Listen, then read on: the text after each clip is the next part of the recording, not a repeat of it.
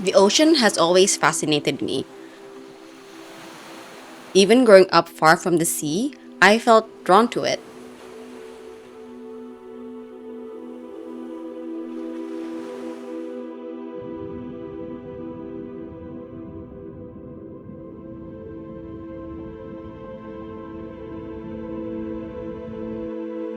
My curiosity began with nature documentaries on TV, especially stories about people working with animals. A program about whale sharks in Djibouti sparked my interest in learning more about marine life and the work involved in studying and protecting it. But it wasn't until years later that I saw my first large marine animal in the wild, a manta ray in Nusa Penida. I remember being completely captivated by the way it moved through the water, so graceful, with a presence that felt both gentle and mysterious. It's a moment I've never forgotten.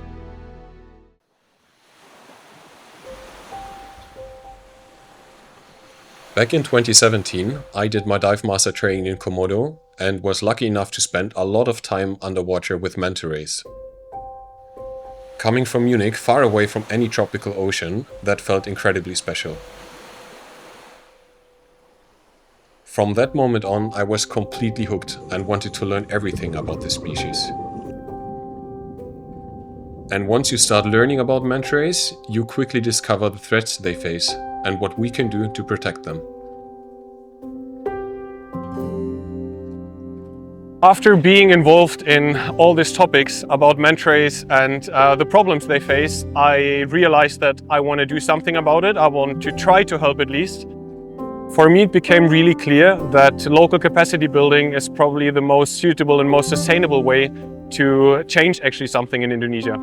MANTAHARI started to give the resources and capacities for ocean-interested young Indonesians to do internships and to get into research, and so we're trying to enable careers into conservation.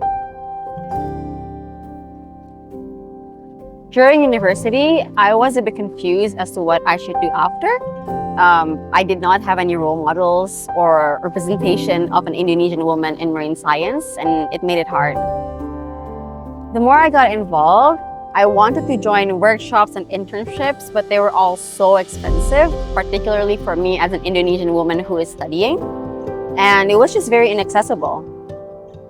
And that's when I realized why representation and support really matters. So Janis was actually the first ever Indonesian research assistant of MMF and the first research assistant that MANTAHARI helped funding with a donation. So that makes MANTAHARI's connection to Janis really special. So I'm actually quite happy that MMF trusted in Janis, and MANTAHARI was able to support her pretty much since day one, and the community is helping her since the very beginning. So with Tim's initiative and the MANTAHARI community support, I was able to grow my career in marine conservation. So it's not just me that the MANTAHARI community supported, but they also enabled my whole team, research assistants and interns as well.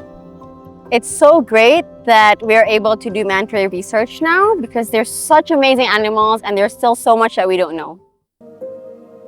So we know quite a lot about manta rays in Komodo and Penida, for example, but there are more manta rays around here, around Indonesia, for example in the south of Lombok or in the west of Sumbawa, and now we're trying to find out more about them and maybe setting up some more data collection here.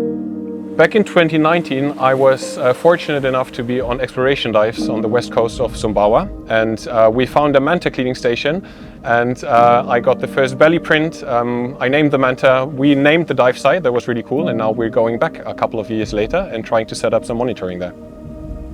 Tim and I are in this part of Indonesia right now, hoping to explore new manta ray habitats, whether it's for feeding, cleaning, or courtship behavior.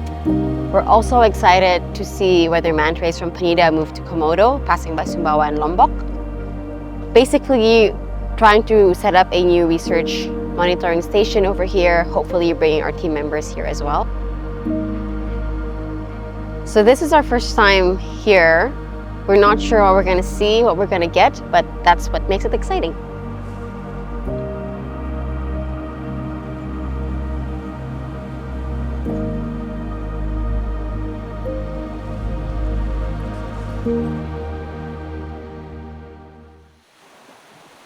My journey hasn't always been clear, especially with the lack of role models and the stigma women in this field sometimes face.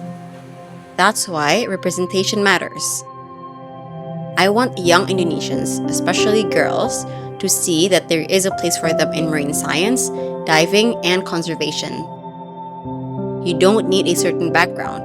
What matters is continuing to apply, to learn, and not letting language or self-doubt hold you back. There is so much talent here, particularly among young women. We just need more pathways and more people willing to open those doors. Because when we invest in local people, the impact can go far beyond what we imagine.